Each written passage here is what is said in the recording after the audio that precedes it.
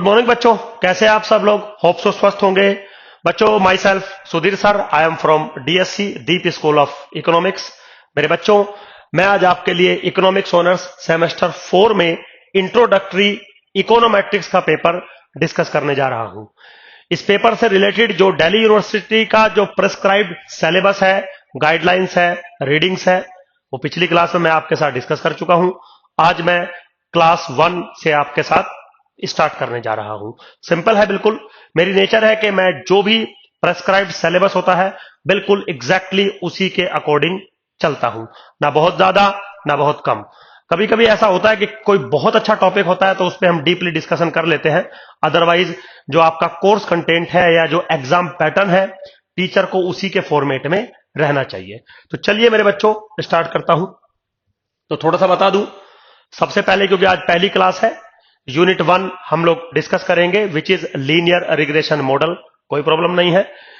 जो बुक है आपकी वो गुजराती की बुक है, जिसका चैप्टर नंबर 2 और 3 हम लोग इस यूनिट के अंदर डिस्कस करेंगे। कोई प्रॉब्लम नहीं है, सिंपल है बिल्कुल सारी चीजें। ओके, तो चैप्टर नंबर 2 से हम लोग स्टार्ट करेंगे, that is basic idea of linear regression. Means आप लीनियर रिग्रेशन में करते क्या है, लीनियर रिग्रेशन होता क्या है, हम लोग कैसे स्टडी करेंगे, उस बारे में कुछ कुछ बातें करेंगे।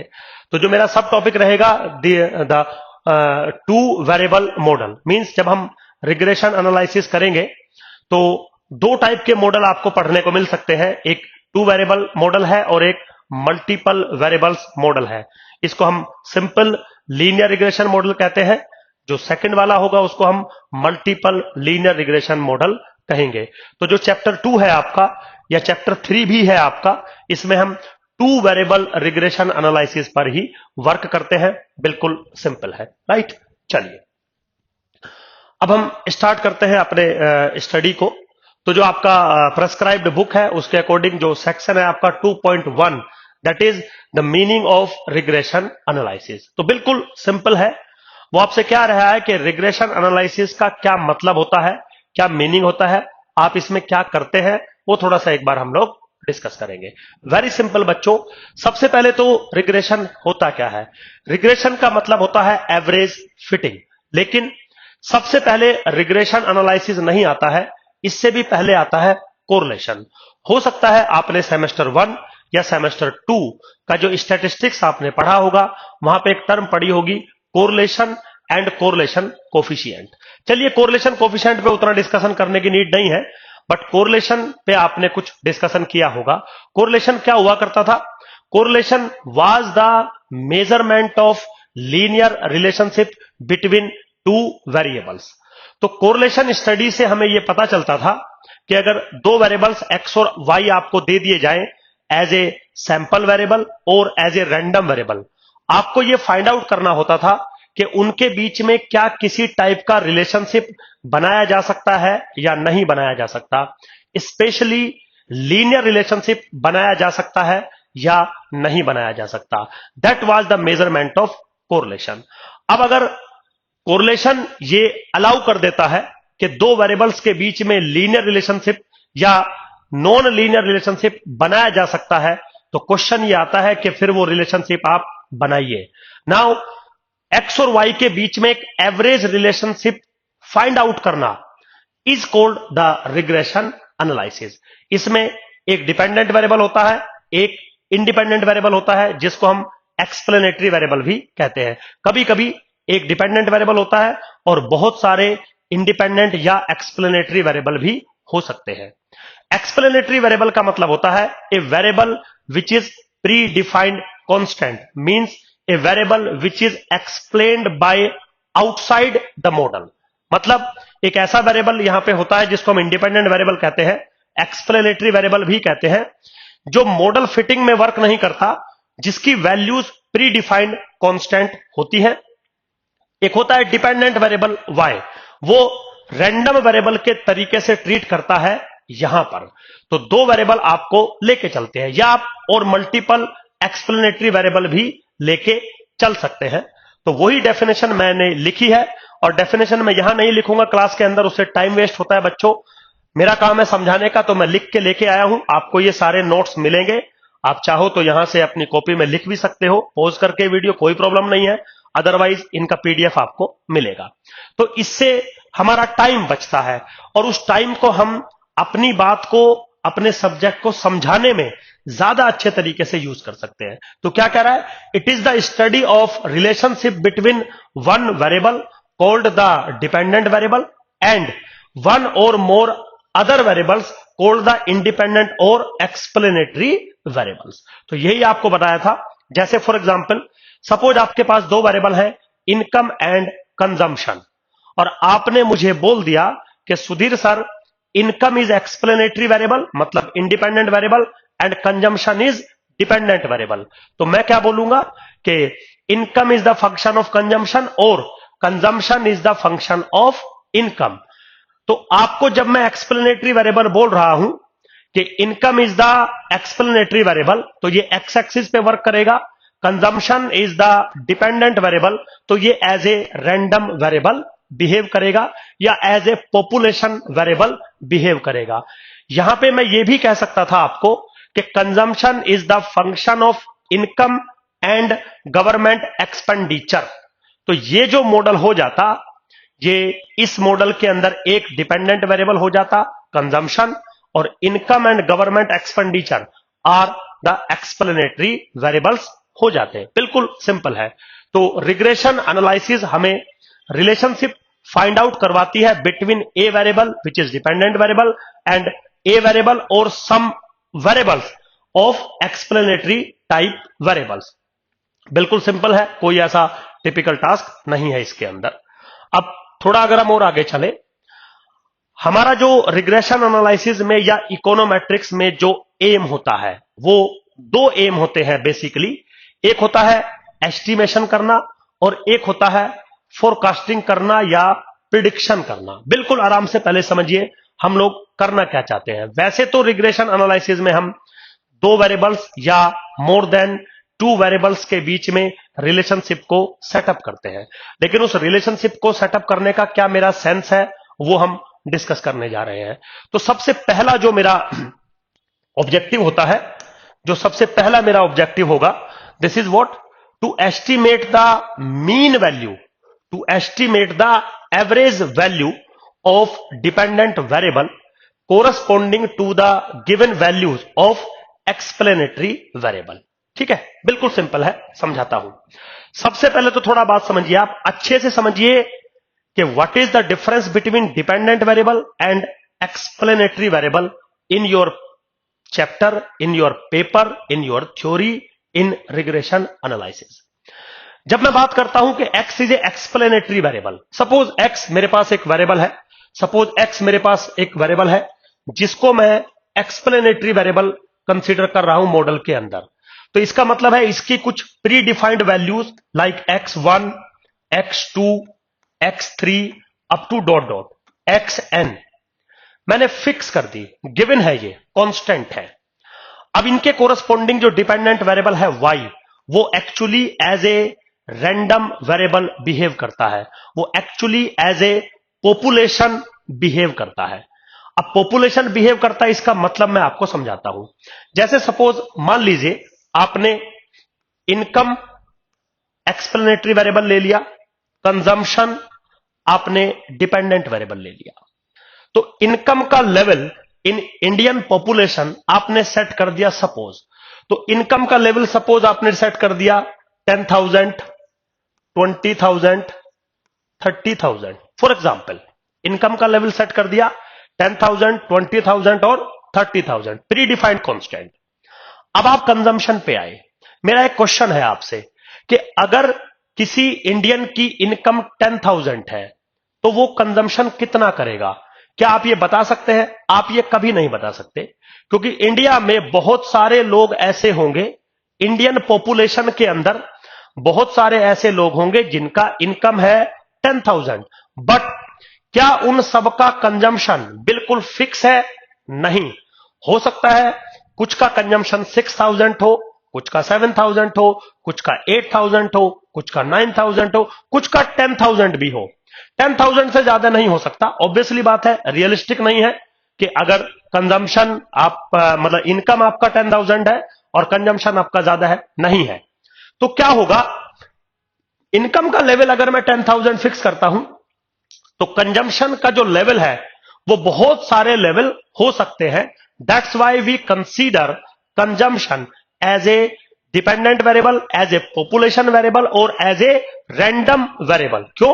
क्योंकि इनकम इज इक्वल टू 10,000 के कोरस्पॉन्डिंग कंजम्पशन की बहुत सारी वैल्यूज हो सकती हैं। सिमिलरली अगर इनकम का लेवल 20,000 होता तो कंजम्पशन बहुत सारी वैल्यूज ले सकता था।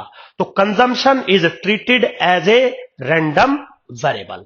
अब हमें क्या रिग्रेस करना होता है रिग्रेशन एनालिसिस में, कि जो इनकम का लेवल हमने सेट किया 10,000, इसके कोरस्पॉन्डिंग कितने कंजम्पशन हो सकते हैं इकोनॉमी के अंदर, पॉपुलेशन के अंदर, यह रिग्रेस नहीं करना होता है भाई। कोई ना कोई तो एवरेज कंजम्पशन होगा ना। अब 10,000 इनकम के कोरस्पॉन्डिंग बहुत सारे लोग सपोज फॉर एग्जांपल 5,000 कंज्यूम करेंगे, कुछ 6,000, कुछ 7,000, कुछ 10,000। तो कोई ना कोई एक एवरेज कंजम्पशन जरूर होगा corresponding to income level 10,000। And if C is a random variable तो हम क्या रिग्रेस करने वाले हैं, हम रिग्रेस करने वाले हैं एवरेज, यानी कि expected value of the consumption given income level I. अब यहां पे फॉर एग्जांपल आई है मेरा 10,000, तो हम ऑब्जेक्टिव क्या है हमारा रिग्रेशन एनालिसिस का, हम एस्टिमेट करेंगे मीन वैल्यू यानी कि एवरेज वैल्यू यानी कि expected value of the dependent variable जो भी आपने बनाया होगा corresponding to the given value of explanatory variable. अब अगर हम मैथमेटिकल फॉर्मेट में देखें तो हमें क्या रिग्रेस करना होगा, expectation of Y given X I, बिल्कुल सेम फॉर्मेट। ये मैथमेटिक्स है, ये इसका एक पर्टिकुलर केस है जो इकोनॉमिक्स से रिलेटेड है। तो बच्चों हमें क्या करना होगा, हमें एस्टिमेट करना होगा average behaviour of the dependent variable corresponding to the particular value of explanatory variable which has meaning like this और लाइक दिस। बिल्कुल सिंपल, ये ऑब्जेक्टिव है हमारा इकोनोमेट्रिक्स का या किसी भी रिग्रेशन एनालिसिस का। राइट, आगे चलते हैं। सेकेंड ऑब्जेक्टिव जो है हमारा वो है to forecast the mean value. Again forecast, लेकिन point to be noted, forecast कर रहा हूं, पीछे अगर आप स्लाइड देखें तो इसमें मैं एस्टिमेट कर रहा हूं या रिग्रेस कर रहा हूं। To forecast the mean value of dependent variable given the value of explanatory variables. अब थोड़ा सा डिफरेंस समझिए, रिग्रेशन में और फोरकास्टिंग में, एस्टिमेशन में और फास्ट फोरकास्टिंग में एक लिटिल बिट डिफरेंस होता है। मान लीजिए आपके पास x एक एक्सप्लेनेटरी वेरिएबल है सपोज फॉर एग्जांपल, तो आप मुझे बताएंगे कि x की वैल्यू आपने क्या एक्सप्लेन कर रखी है, suppose x1 x2 dot dot xn suppose for example. इसके कोरस्पॉन्डिंग y एक आपके पास वेरिएबल है, लेकिन y क्या है, y एक रैंडम वेरिएबल है, y एक रैंडम वेरिएबल है। अभी मैं इसके प्रोबेबिलिटी बिहेवियर की बात नहीं कर रहा हूं, बट ये सिंपल एक रैंडम वेरिएबल है। तो हमारा रिग्रेशन एनालिसिस में एम क्या था, हम expectation of y given X I को एस्टिमेट करेंगे, इस चीज को एस्टिमेट करेंगे। अगर हम इसको ग्राफिकली डिफाइन करें तो शायद ये आप मुझे ऐसे रिग्रेस करके देंगे, and this is nothing but expectation of y given X I. जबकि आपने जो प्री डिफाइंड डाटा है आपका एक्सप्लेनेटरी वेरिएबल वो है x1 यहां पे, x2 यहां पे और सपोज फॉर एग्जांपल xn यहां पे। तो जो आपका गिवन डाटा है मेरे बच्चों, उसकी रेंज यहां से लेके यहां तक है सपोज फॉर एग्जांपल, और आप एस्टिमेट करना चाहते हैं, फाइंड करना चाहते हैं इस पॉइंट पे। सपोज मैं आपको एक, आपने एस्टिमेट कर दिया, जो गिवन डाटा था वो x1 x2 था, और मैंने आपसे पूछा कि मुझे एवरेज वैल्यू बताइए डिपेंडेंट वेरिएबल की, लेकिन corresponding to this point, suppose I call this point x star suppose, है ना। लेकिन पॉइंट टू बी नोटेड, ये जो पॉइंट है ना बेटा, ये आपके जो गिवन एक्सप्लेनेटरी वेरिएबल्स हैं उनकी वैल्यूज के बीच में है, मैंने कहीं बीच में से लिया है। तो यहां पे आप मुझे रिग्रेस करके देंगे सर एवरेज वैल्यू इतनी है, एग्जैक्ट वैल्यू की बाद में बात करेंगे, क्योंकि ये आपने मॉडल बना रखा है। अब आप यहां से लेके यहां तक का जो रिग्रेशन एनालिसिस है वर्क करेगा, बट अगर मैं आपको एक्स की वैल्यू आउटसाइड योर डाटा दे दूं, suppose this is x star, मैंने एक्स की वैल्यू ये दे दी जो आपके गिवन डाटा से आउटसाइड थी, चाहे राइट में आउटसाइड हो चाहे वो लेफ्ट में आउटसाइड हो, तो भी तो मैं average value of the dependent variable पूछ सकता हूं। बिल्कुल वो रिग्रेस जो होगी इसी फॉर्मेट में होगी, but now this phenomena is called forecasting, this phenomena is called estimation और रिग्रेशन एनालिसिस। Be careful.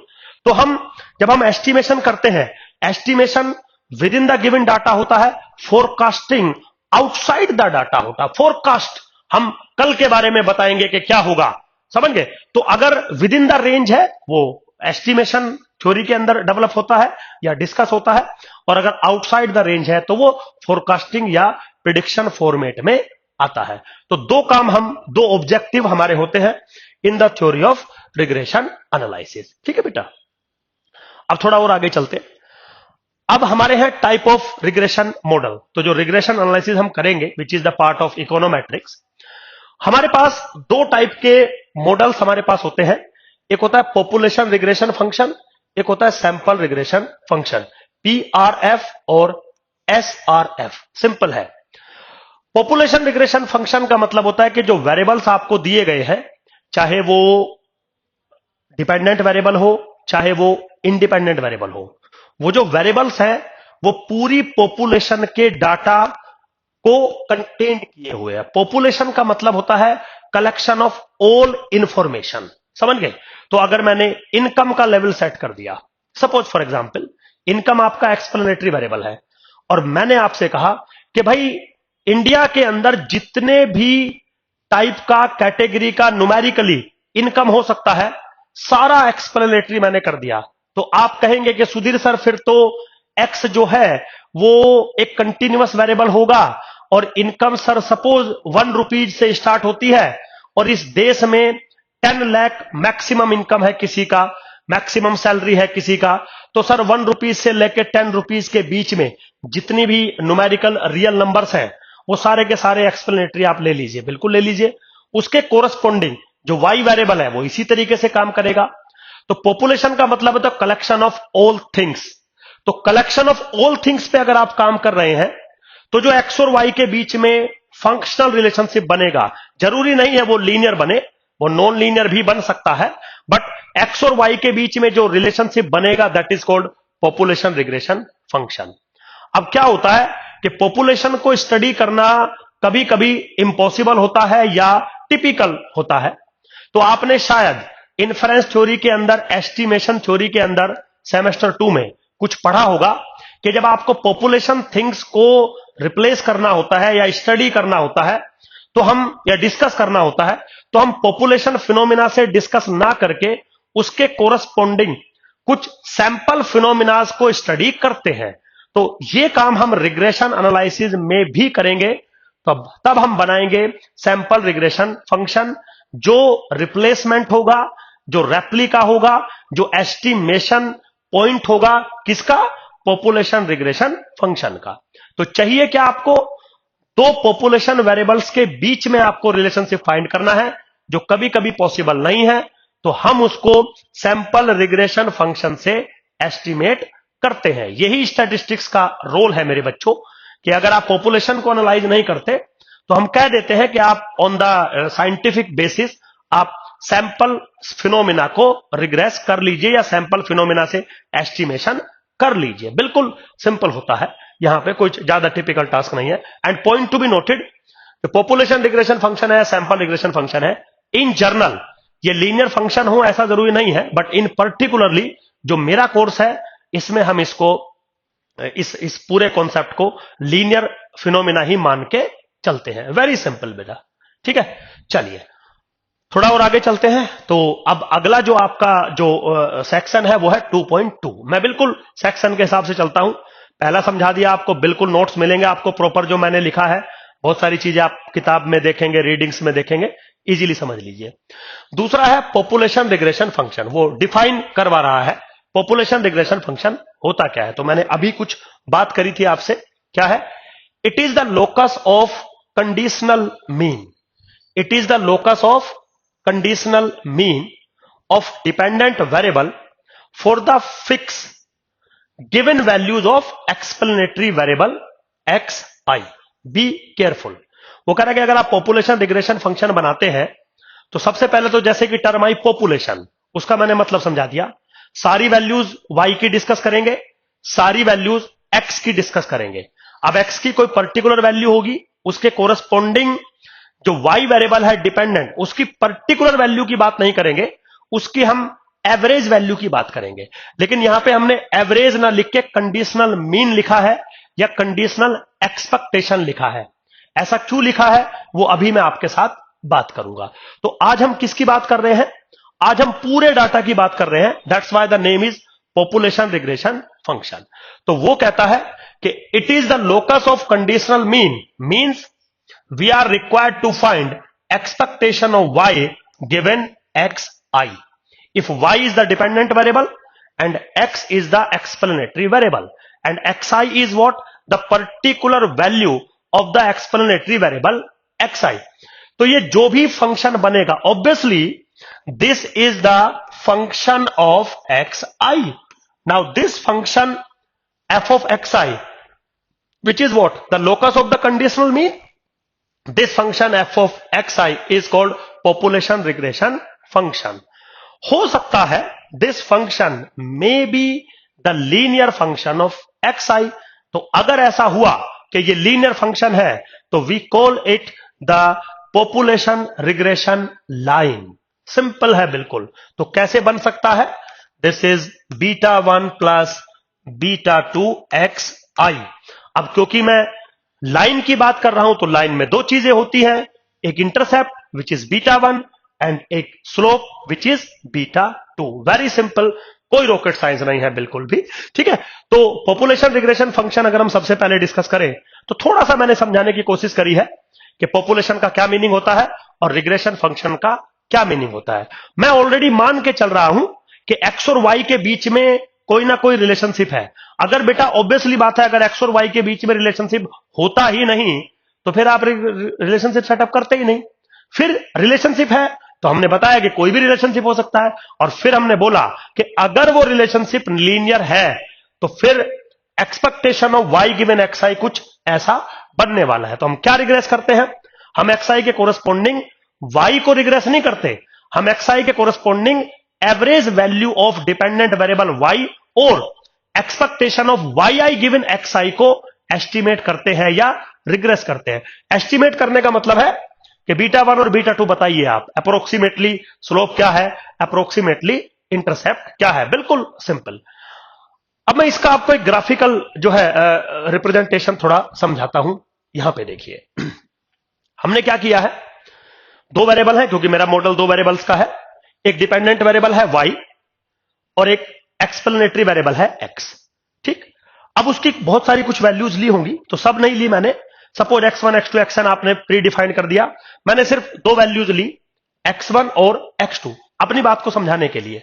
तो अभी जैसा मैं आपको बता रहा था कि एक्सप्लेनेटरी वेरिएबल x की हर एक वैल्यू के कोरस्पॉन्डिंग आपको डिपेंडेंट वेरिएबल की बहुत सारी वैल्यूज मिल सकती है। जैसे मैंने अभी बताया था कि अगर मैं इनकम का लेवल कर दूं 10,000 तो कंजम्पशन का लेवल कोई फिक्स नहीं है, बहुत सारा वेरिएशन उसमें हो सकता है।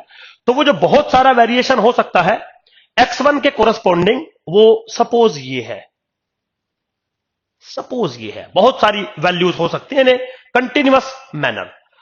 अब वो जो बहुत सारी वैल्यूज होती है हो सकती है उनका कोई ना कोई एवरेज होगा।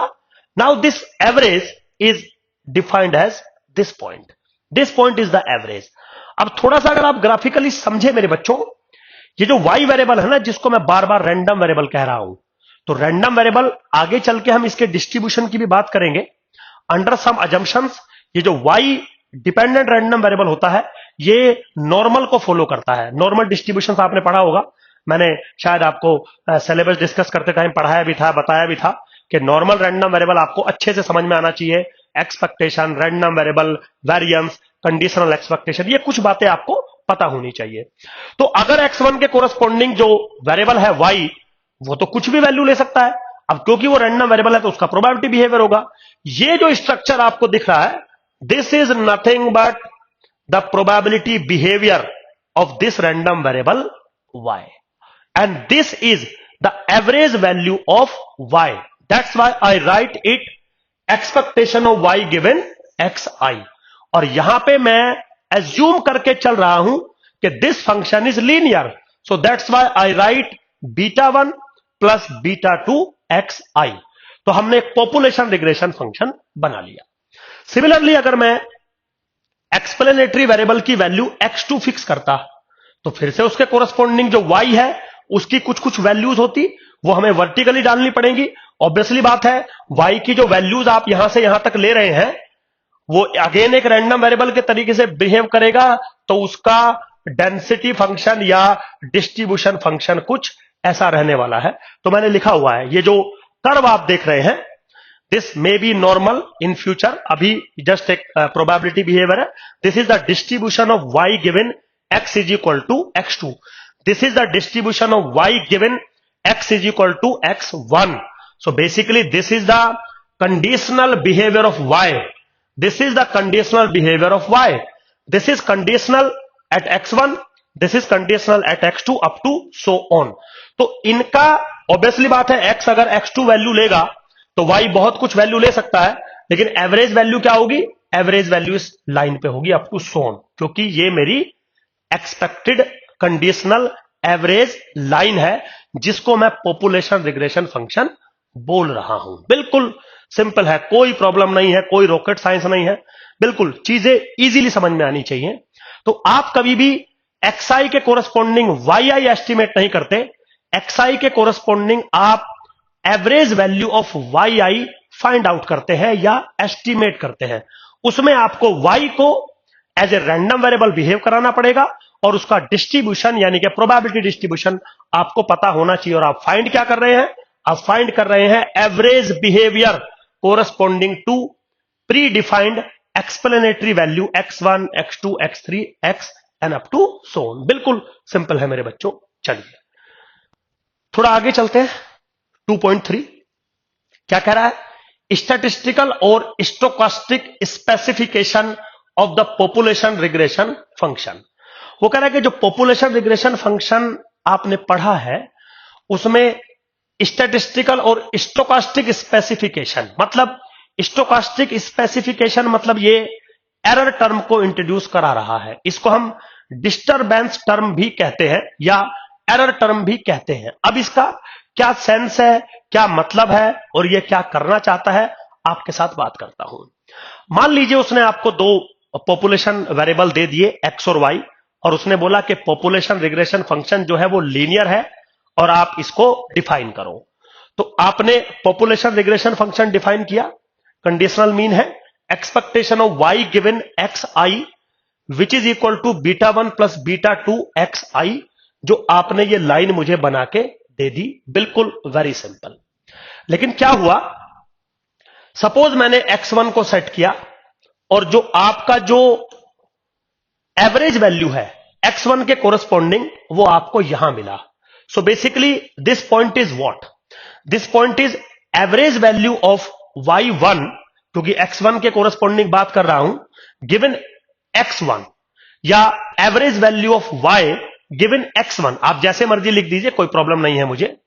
लेकिन क्या x1 के कोरस्पॉन्डिंग अगर मैं सैंपल फिनोमिना कल को चूज करूंगा या किसी पर्टिकुलर पॉपुलेशन के वेरिएबल को चूज करूंगा तो क्या मुझे वैल्यू यहीं पर मिलेगी? शायद नहीं।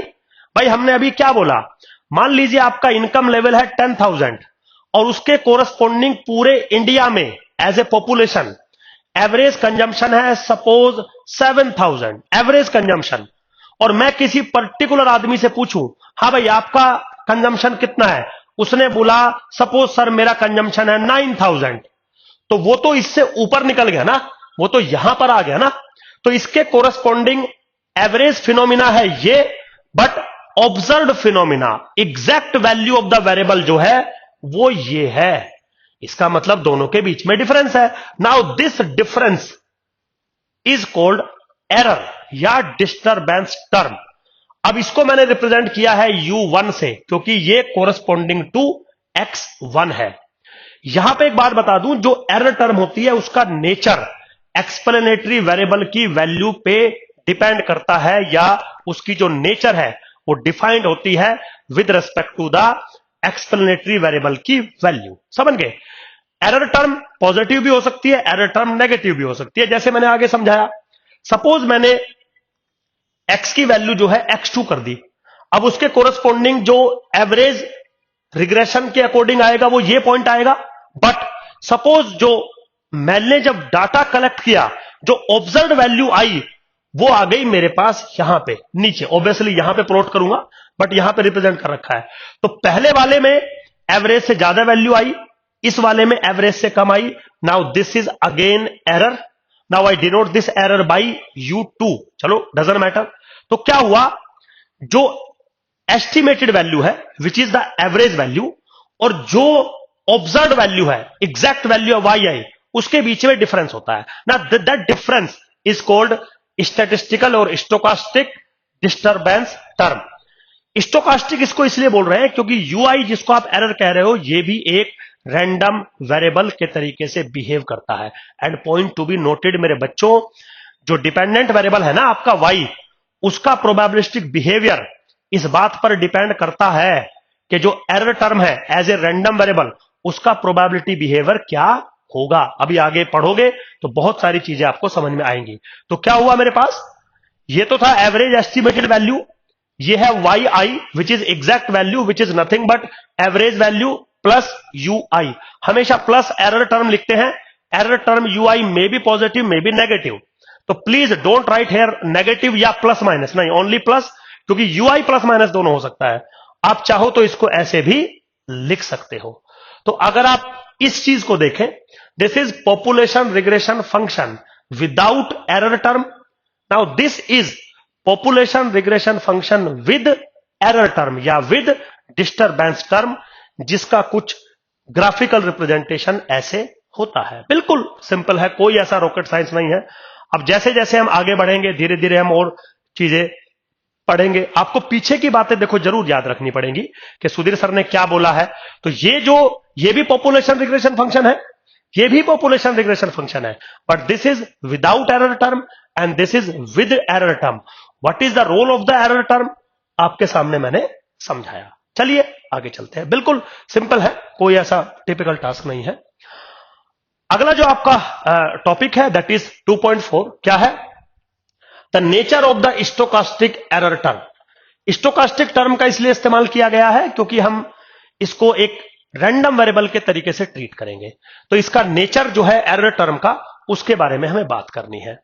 तो थोड़ा सा एक बात बता दूं आपको कि एरर टर्म हम लेके चल क्यों रहे हैं, या जो एरर आ रही है, मतलब एवरेज वैल्यू में और एग्जैक्ट वैल्यू में जो डिफरेंस आ रहा है वो क्यों आ रहा है, थोड़ा समझाता हूं।